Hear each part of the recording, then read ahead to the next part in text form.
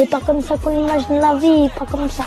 Pas comme ça qu'on imagine la vie. Non, plus sérieusement, je l'ai déjà fait sur l'onglet communauté, sur Twitter et sur Instagram. D'ailleurs, avant de commencer, rejoignez-moi sur Twitter et Instagram. Sur Insta, il y a pas mal de petits jeux, de quiz, de clash, de questions. Ça va vraiment vous faire kiffer. Et ensuite, sur Twitter, rejoignez-moi parce que je vais commencer à faire des spaces dans pas longtemps. Pas uniquement sur du foot, on pourra tous parler ensemble, échanger. Des spaces que ce soit sur de l'animé, des films, des séries ou même du foot aussi. Donc n'hésitez pas à me rejoindre sur Twitter et Instagram. Lien en description et ça pop juste ici. Et encore une fois, félicitations au Sénégal.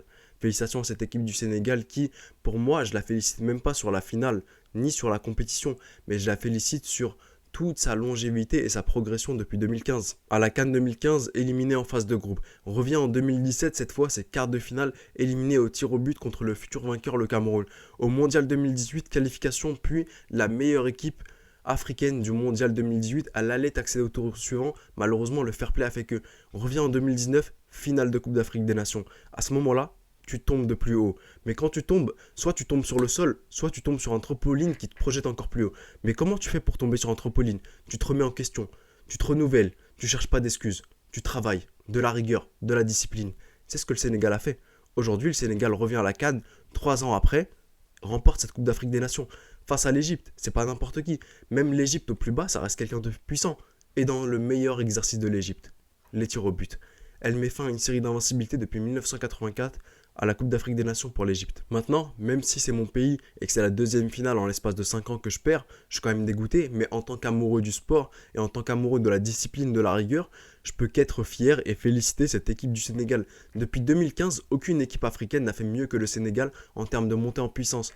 Phase de groupe en 2015, 2017 quart de finale, 2019 finale, 2021 remporté. Vous pouvez prendre tous les pays que vous voulez, on va prendre le mien, l'Égypte. 2015 pas qualifié, 2017 finale, 2019 huitième, 2021 finale perdue. Tu prends la Tunisie, c'est de la constance la Tunisie généralement, mais malheureusement t'as pas eu une montée en puissance comme le Sénégal. L'Algérie 2015 c'est quart de finale contre la Côte d'Ivoire si je me souviens bien, 2017 poule, 2019 victoire et ensuite 2021 phase de poule. Tu prends le Cameroun, le Ghana, le Nigeria, c'est tout pareil, c'est quasiment que de la constance peut-être, mis à part par contre le Ghana c'est une descente aux enfers, mais tout le monde reste assez constant, soit des montagnes russes, mais le Sénégal est le seul à être monté en puissance. Donc c'est là où je tiens vraiment à féliciter cette équipe pour son travail, pour son labeur, pour sa remise en question, jamais se chercher d'excuses extérieures, etc., etc. Donc encore une fois, Alf Mabrouk, mille félicitations au peuple sénégalais, au Sénégal, une première étoile dans l'histoire amplement méritée. Et on commence maintenant avec le bilan de l'équipe nationale égyptienne, le bilan des pharaons. On va le faire en plusieurs petites parties. D'abord la partie pronostic, où est-ce qu'on attendait l'Égypte avant la compétition et où est-ce qu'on l'attendait après le premier match. Ensuite faire bilan match par match, l'évolution de l'Égypte. Et ensuite j'ai envie de faire un bilan des joueurs, plutôt d'abord de chaque ligne, chaque poste, gardien, milieu de terrain, attaque, etc., etc. Faire un bilan de l'entraîneur aussi et ensuite joueur par joueur, voir qu'est-ce qu'ils ont apporté, est-ce qu'ils ont été nécessaires à l'équipe, etc., etc. Alors pour le pronostic, avant la compétition, j'étais un peu dans le mood calcul, je savais pas où me placer. Si on finissait premier du groupe, alors on pouvait accéder à une demi-finale, chercher une troisième place. Malheureusement, si on finissait deuxième du groupe, dans ma tête, avant la compétition, on allait soit affronter la Côte d'Ivoire, soit l'Algérie. Algérie tenant du titre, l'une des meilleures équipes sur le papier, et Côte d'Ivoire qui a rage de vaincre, parce que la Côte d'Ivoire ne peut pas aller au barrage, ni à la Coupe du Monde, donc je voyais carrément même la Côte d'Ivoire pouvoir remporter cette CAN. Le truc c'est que après le premier match, comment j'ai vu l'Égypte et après la défaite, on allait forcément finir deuxième. Et malheureusement, c'est là où j'imaginais pour la partie prono, l'Égypte, après le premier match de la compétition, qu'elle allait finir deuxième, et avec cet état d'esprit-là, ne pas passer les huitièmes de finale malheureusement et vite rentrer à Anfield, vite rentrer au Caire, etc., etc. Et maintenant s'agissant de l'évolution de l'équipe nationale, quand on regarde le premier match contre le Nigeria et quand on regarde ensuite l'Égypte contre le Sénégal qui arrive à aller contre le Sénégal en tir au but, c'est le jour et la nuit, c'est complètement différent. Le premier match contre le Nigeria, on se fait trimballer de part et d'autre, on a vraiment été le sujet du Nigeria sur ce match, c'est ce qui était vraiment très très dommage.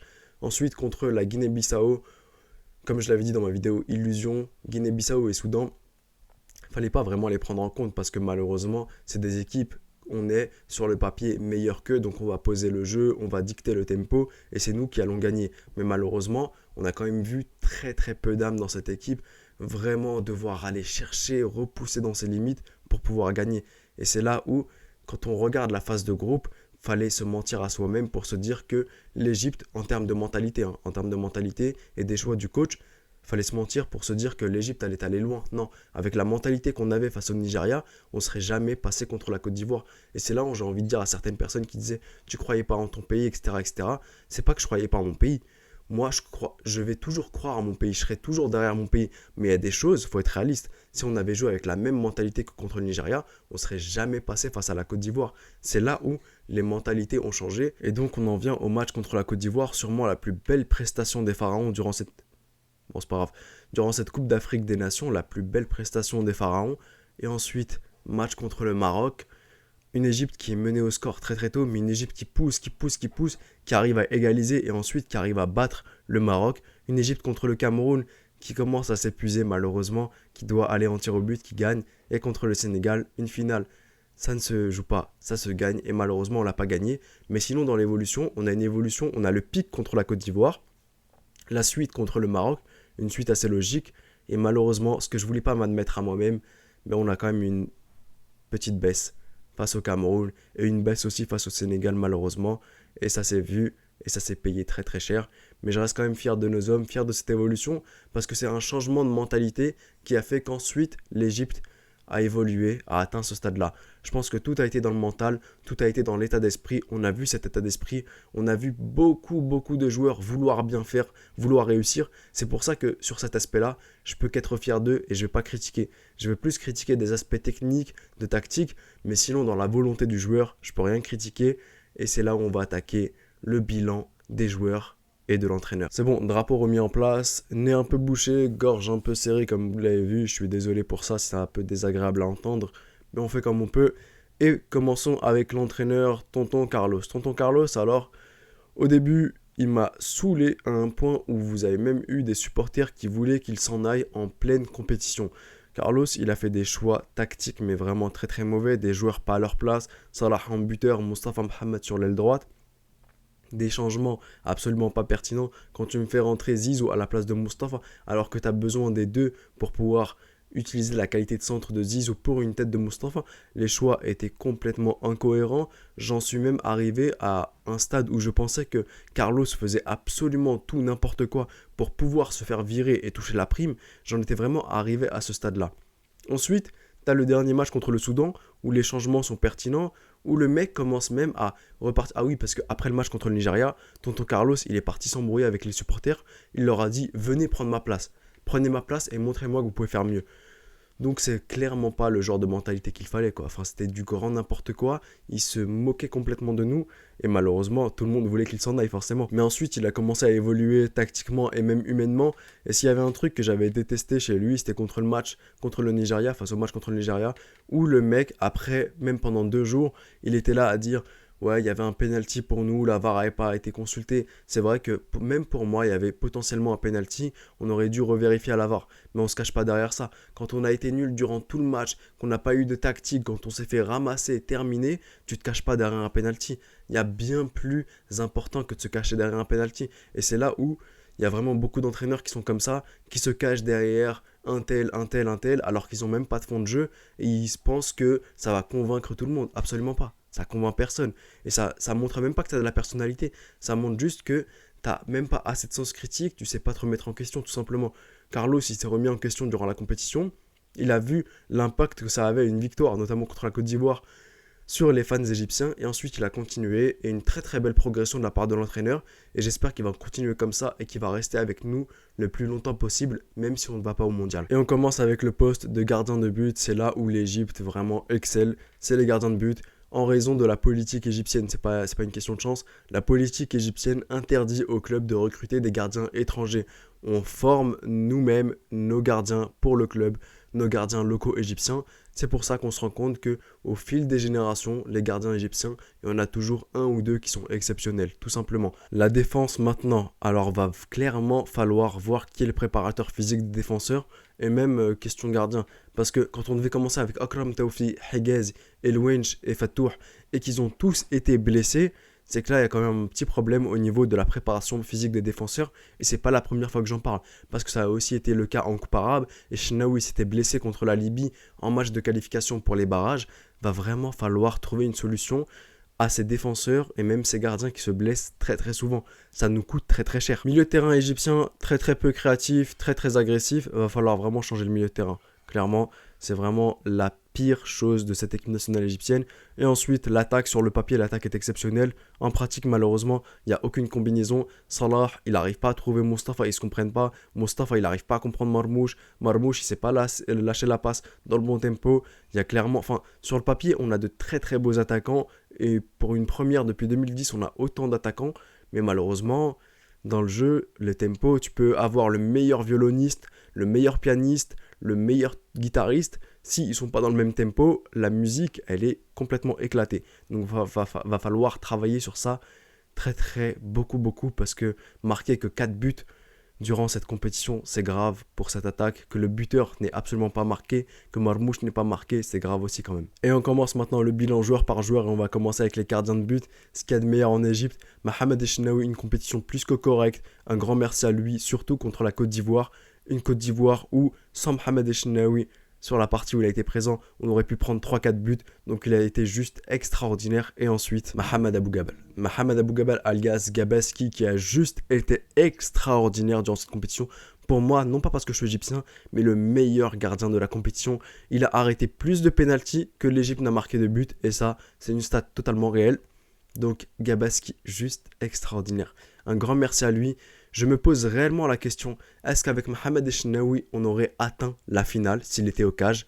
Et deuxième question, c'est est-ce qu'après la prestation de Mohamed Abou Gabel, deviendra-t-il le gardien numéro 1 de la sélection nationale ou est-ce que ce sera toujours Mohamed Echnaoui? Je vous laisse me donner votre avis en commentaire, mais juste Mohamed Abou Gabel, le meilleur égyptien de cette compétition. Quand il a été là, il a juste été extraordinaire. Avec une blessure, je vous montre une photo, là voilà, il a été blessé, il faisait pas du cinéma, il y a eu des moments où il tombait pour arrêter le jeu, casser le rythme, mais il a quand même joué en étant blessé et un grand merci à lui. Sans lui, on n'en arrive pas là et j'ai envie de lui donner mon cœur carrément à ce mec. Ensuite, Mohamed Sobhi qui est rentré face au Maroc, il a fait une sortie mais totalement hasardeuse, totalement ratée, mais je vais pas lui en vouloir, il a 22 ans, il n'a pas encore la maturité et l'âge assez mûr d'être un gardien. Donc Mohamed Sobhi, je vais pas le noter et Mahmoud Gued n'a pas joué, donc je ne note pas.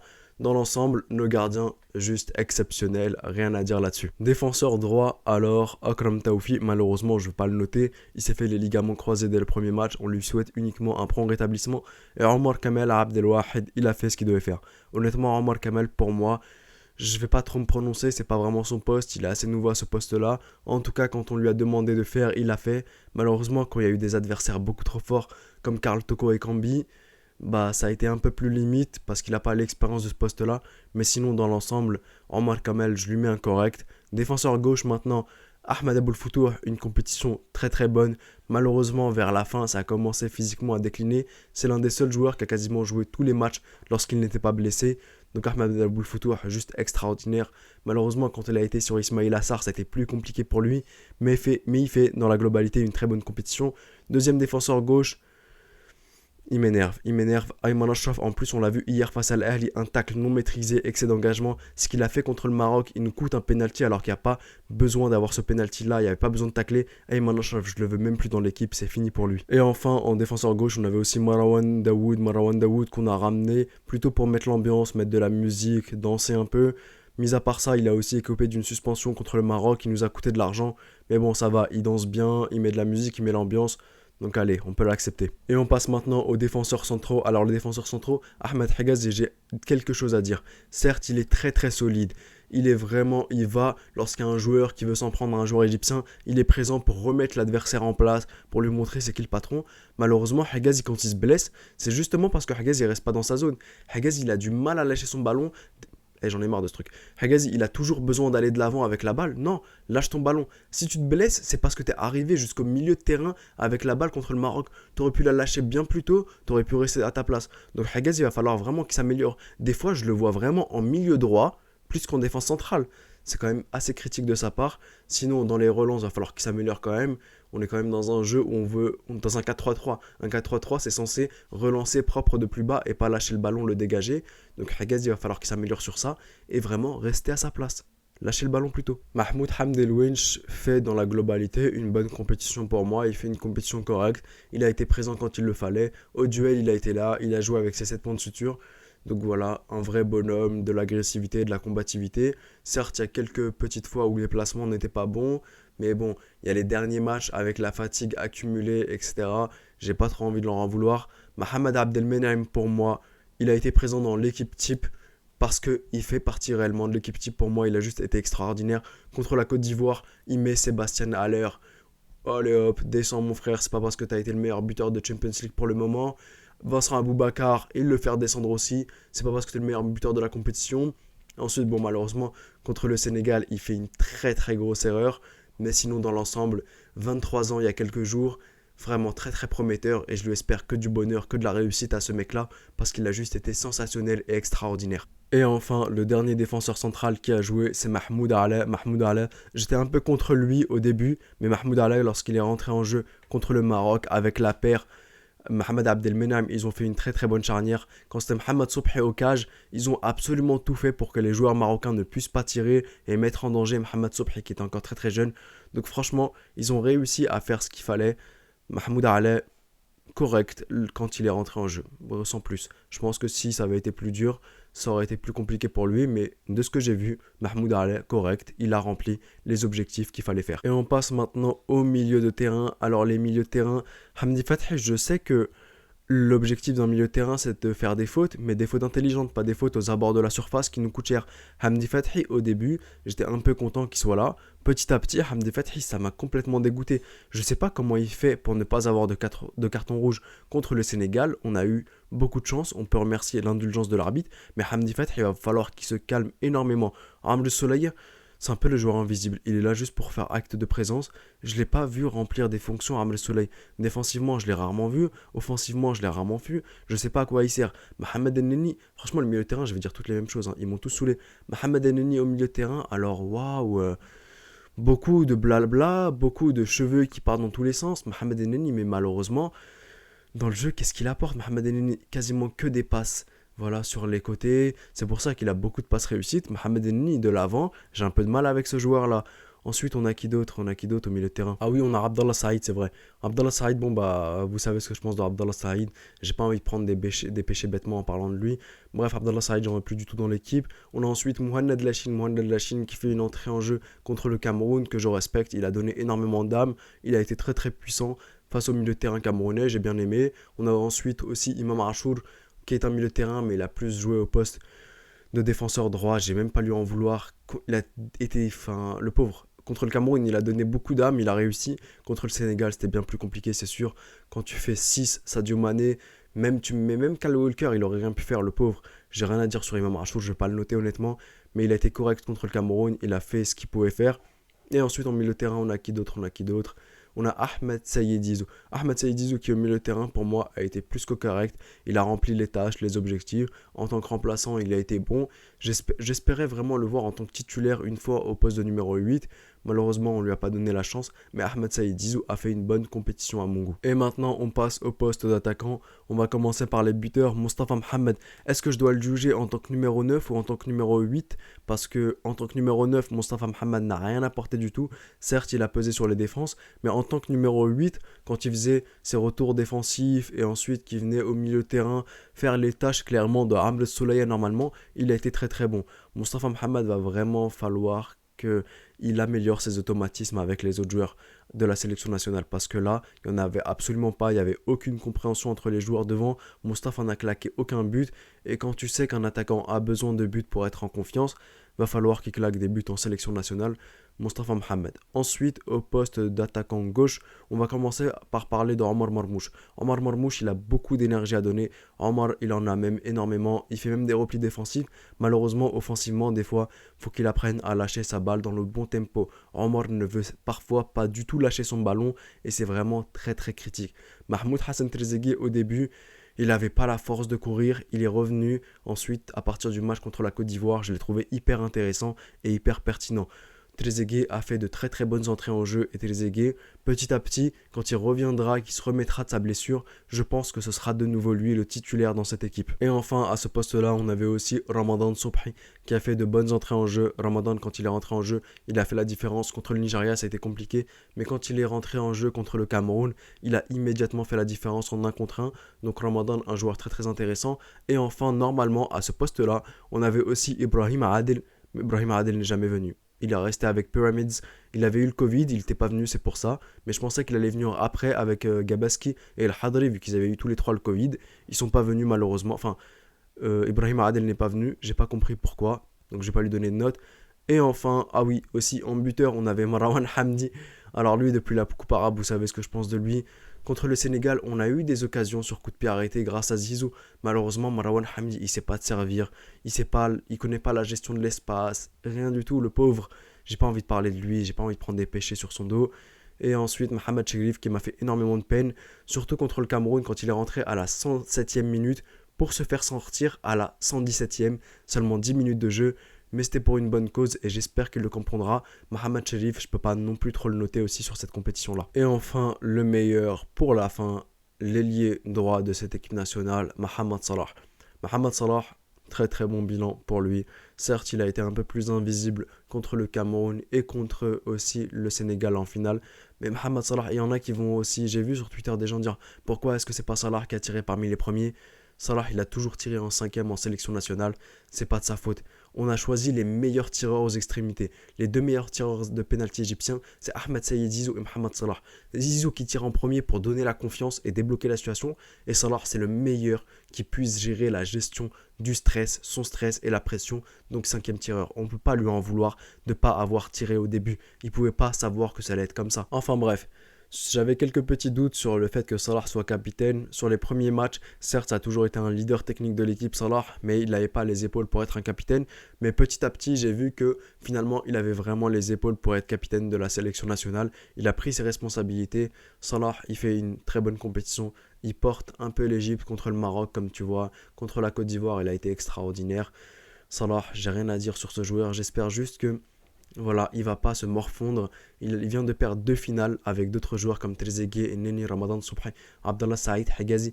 Mais j'espère qu'il reviendra plus fort pour les barrages et ensuite pour la CAN 2023. Ça arrive très très vite. Salah, j'ai beaucoup d'espoir en ce joueur. On a tous beaucoup d'espoir en ce joueur-là. J'espère que ça ne va pas affecter sa relation déjà avec Sadio Mané, qui est une personne très très fair-play.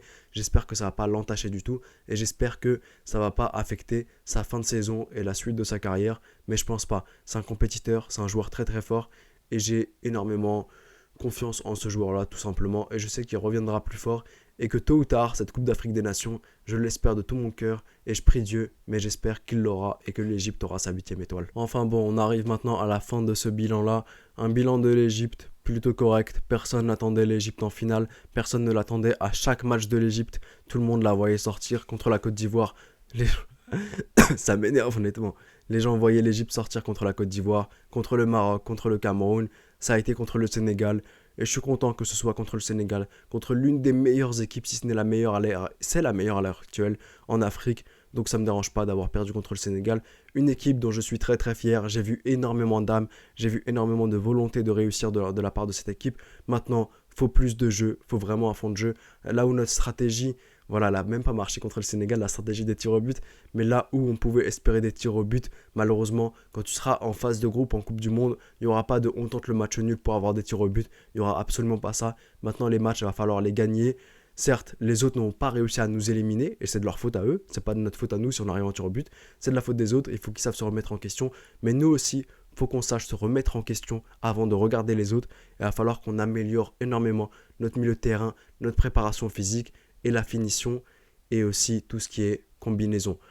Une Coupe d'Afrique des Nations, j'en ressors très très fier de mon équipe. Donc, Masro Medonia, j'espère que du bonheur pour la suite de notre sélection nationale et je vous dis Arrivederci.